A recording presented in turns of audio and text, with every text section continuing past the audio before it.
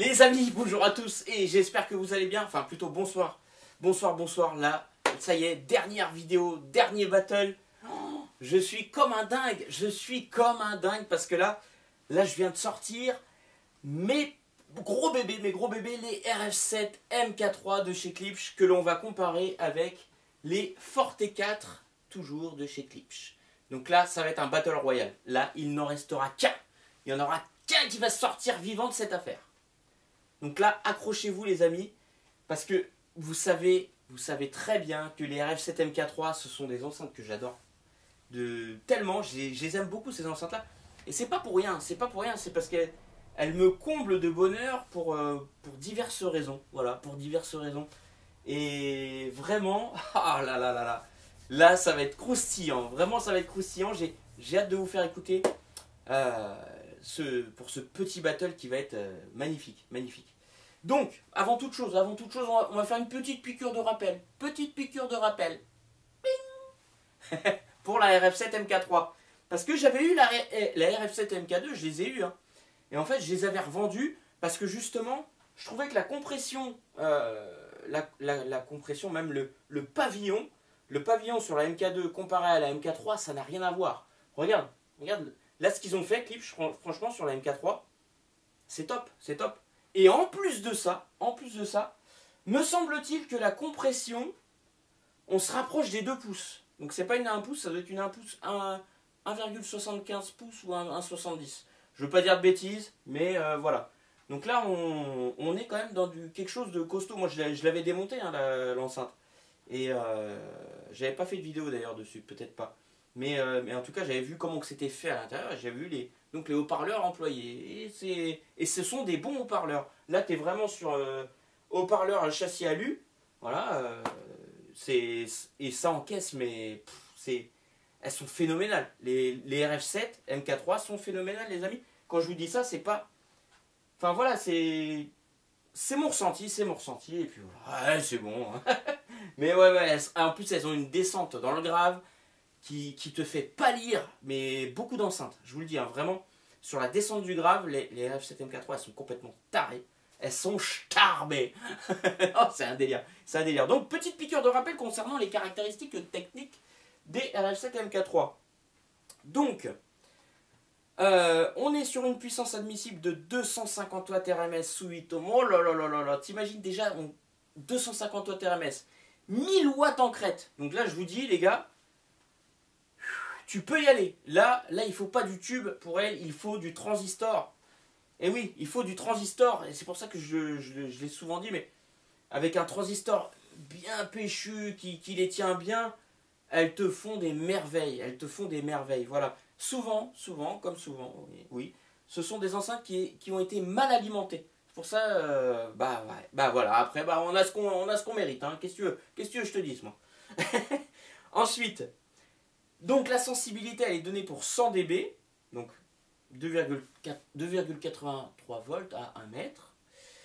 L'impédance, donc elle est sous 8 ohms. Hein. La fréquence de coupure, très intéressant. Donc là, on est sur une 2 voix comparée à une 3 voix avec la Forte, là-bas. Donc la fréquence de coupure, elle est à 1300 Hz. Vous voyez, là, les deux haut-parleurs de grave, ils ont du taf.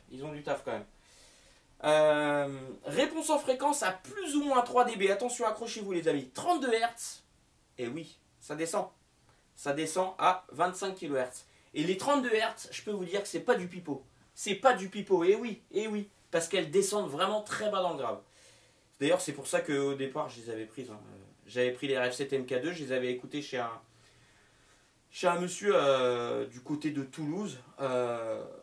Il avait une grande pièce énorme. Et j'étais bluffé par le son. Il avait mis du fakir. J'avais kiffé, mais j'ai fait, mais c'est quoi ces enceintes? Et il avait alimenté ça avec un NAD C300, parce que moi j'avais le 375 bi qui était pas terrible, et lui il avait le C372 ou C388, je me rappelle plus c'était quel modèle, mais je préférais son modèle au mien, tu vois. Donc comme quoi. Et dans sa pièce c'était monstrueux. Je vous dis les gars, j'étais à je sais pas combien de mètres. En fait, je me dis, ah ouais, la vache. Et j'étais complètement fou. Et c'est pour ça que j'avais pris les RF7 en fait. Parce qu'elle m'avait donné un truc complètement incroyables en fait que j'avais pas retrouvé avec d'autres enceintes. Ouais, voilà pour la petite histoire avec les RF7, parce que c'est vrai que c'est même une grande histoire que j'ai avec les RF7. C'est vrai, alors que pourtant il y en a qui vont les décrier, ils vont dire ouais mais c'est trop gueulard, machin, et bah oui, moi je les kiffe parce que elles m'apportent beaucoup de bonheur les gars. Voilà, et sur différents styles musicaux en plus de ça. Donc, les deux haut-parleurs de grave médium de 25,4 cm, à membrane céramétallique, ça vous le savez. Un tweeter LTS à dôme de 4,4 cm de diamètre sur pavillon Tractrix de 22 x 22 cm, donc 22 au carré, voilà, qui oriente à 90 degrés. Voilà, donc l'enceinte en elle-même fait quand même 44 kg pièce. Et oui, monsieur, oui, le poids encore. Vous avez quelque chose avec le poids. Moi, j'ai toujours un truc qui me dit que plus l'enceinte elle est lourde, plus ça me plaît, tu vois, c'est comme ça. Hein. Et puis, charge basse réflexe avec double résonateur arrière, oui, parce qu'il y a deux évents, voilà, qui sont placés à l'arrière de l'enceinte. Voilà les amis, donc je pense qu'on va pouvoir passer à l'écoute de ces belles. Et croustillon, les gars, j'espère que ça va vous plaire, en tout cas ce petit duel. Allez, c'est parti. Je vais commencer avec le petit son qui tabasse, mais honnêtement, là, dès le début, tu vas voir que dans le grave, la RF7, allez. On est sur la...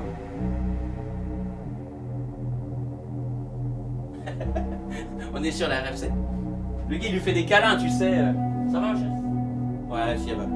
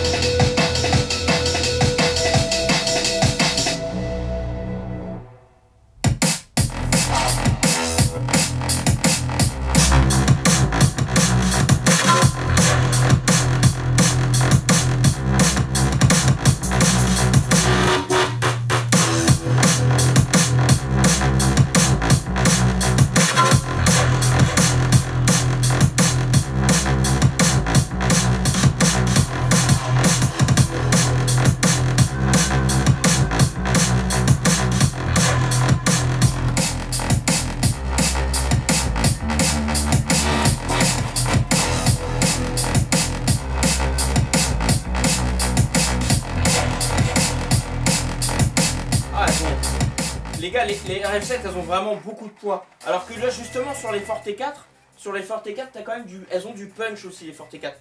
Je pense que ça c'est leur force, le côté punchy. Ce qui fait que, à mon avis sur un solo de batterie, j'ai pas essayé, mais les Forte seraient certainement meilleurs que les RF7, alors que les RF7 descendent tellement bas dans le grave que la Forte, bon, elle se fait un petit peu... elle se fait pas humilier, mais voilà, c'est quand même... c'est pas la même chose. Alors là, on est vraiment dans deux types de graves différents. Après, vous avez pu voir, même au niveau de la... sonorité, c'est pas pareil. C'est vraiment pas pareil. T'as un son qui est plus clair avec la RF7, alors que sur la Forte 4, ça va être plus doux, plus condensé. Mais tout va être centré sur le médium, en fait. Tu vois, là où l'aigu va être un peu plus timide finalement, mais voilà, c'est dingue. Et d'ailleurs, très important les amis, très important, sachez que pour les Forte 4, comme je vous ai dit, les lives sonnent à merveille sur ces enceintes là. Donc moi j'ai vraiment... en fait c'est ça qui m'a bluffé, c'est de voir que quand tu passes un live sur les Forte 4, bah... c'est raccord, ça ne fait qu'un. Voilà, tout simplement, c'est tout ce que j'avais à dire. On continue. Allez, go.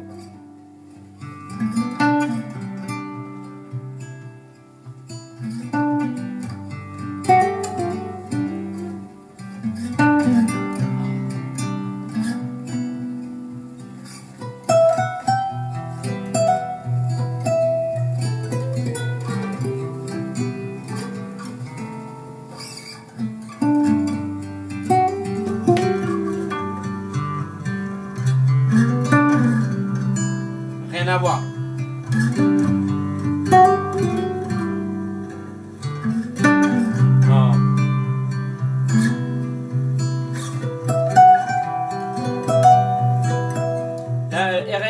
RF7 haut la main.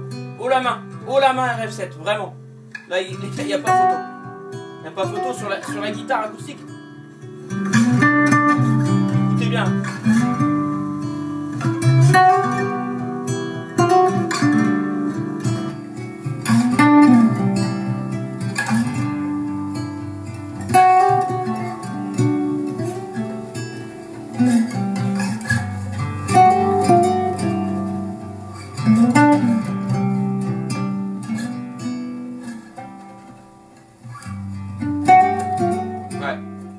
Là c'est bon, là-dessus, je pense que le duel il est clair et net. Ensuite. Non, je vais pas mettre ça parce que le grave il descend tellement bas que voilà, on va pas... Allez, c'est parti, petit son.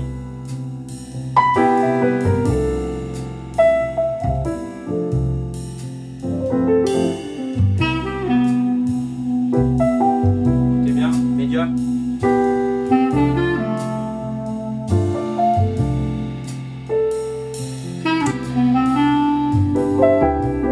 Il a sauté, hein.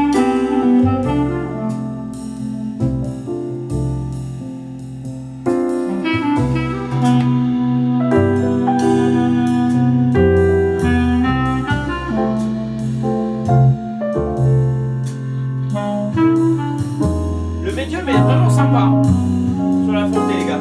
Je vous l'ai dit, c'est sa force, le médium. L'aigu ne monte pas assez haut, en fait, ils sont pas raccords. Vous voyez, les gars, ce que je vous disais? En fait, là, entre le médium et l'aigu, en fait, ça fait comme un fossé, en fait. Ils sont pas raccordés. Je trouve qu'ils ne sont pas raccordés. C'est dommage, c'est dommage. Mais bon. En soi, c'est pas grave parce qu'au moins elles ne sont pas. On peut passer du rock dessus.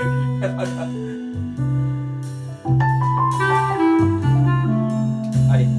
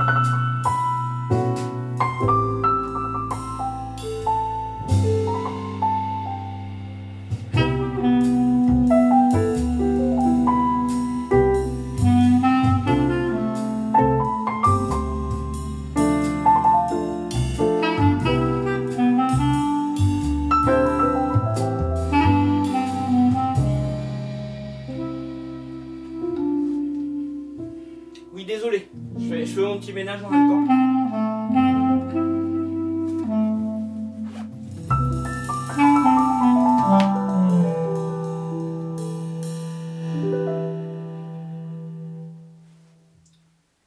Bon les amis, pas de parti pris ou quoi? Alors qu'est-ce que ça dit? Qu'est-ce que ça dit dans les commentaires là? J'ai hâte de savoir un petit peu qu'est-ce que vous en pensez des deux là. Ah là là, pouh. Je vais pas mettre trop fort parce que là il est 2 h du mat. Les fortées, elles envoient quand même. Hein. Vous voyez, c'est ça que je dis à chaque fois. Parce que là on est sur un grave rond. Et quand je dis le grave rond, les gens, ils ont pas tant... Finalement, il n'y a pas grand monde qui assimile le grave rond. Parce que tu as le grave sec qui vient de taper ici, là, au plexus. Notamment avec la batterie, sur les percus. Tu as le grave abyssal qui descend très profondément. Donc justement, qui va être un peu boueux. Et tu as ce grave rond-là. Que quand je parle du grave rond, c'est ça en fait, c'est un grave qui t'englobe comme ça. Tu vois, c'est pas un grave qui va te venir là, mais il est englobant. Donc Voilà, ça c'est ma définition, mais personne n'en a parlé de ça, de ce grave rond là que je définis sur ces musiques là. Vous voyez? Ah, attends.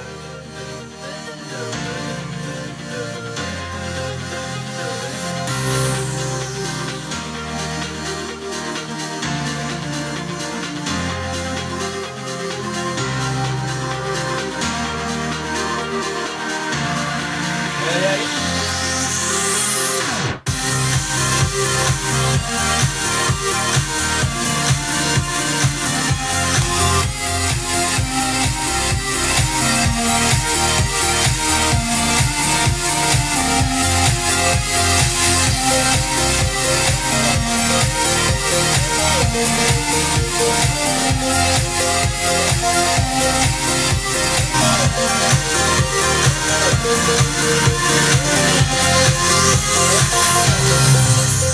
Vous avez vu les différences un peu les gars, c'est ouf hein.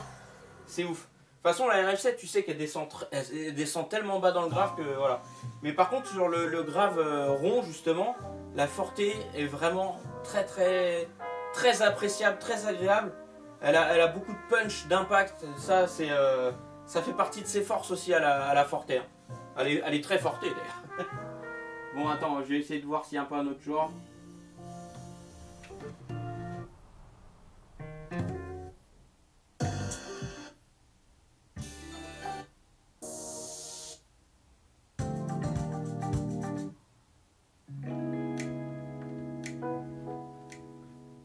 Non les amis, je vais m'arrêter là. Je vais m'arrêter là parce que la vidéo va être trop longue sinon. Et là je vois que j'ai plus de batterie non plus dans mon téléphone. Donc on va s'arrêter là les amis parce que ça y est, en plus il faut que j'aille vraiment me coucher parce que là il est archi tard. Je sais pas quelle heure il est. Ouais. On va pas dire l'heure parce que... Là, sinon je m'allonge là, je me mets en pyjama. Hein. Je me mets en pyjama et je dors là. On dort ensemble les gars. Hein, voilà. Non, pas ensemble mais on fait la vidéo et je dors et jusqu'à demain matin. Jusqu'à tout à l'heure. Et vous me réveillerez tiens. Bon les amis, j'espère que ce duel vous a plu entre les deux clips là. Franchement c'était... Et attends, je vais quand même te les montrer vite fait. Il faut quand même que tu les vois rapidement. Je te les montre. Regarde-moi ça, c'est deux belles enceintes. Tu vois là, donc là tu as le plaquage merisier clair. Et là tu as le plaquage noyer américain.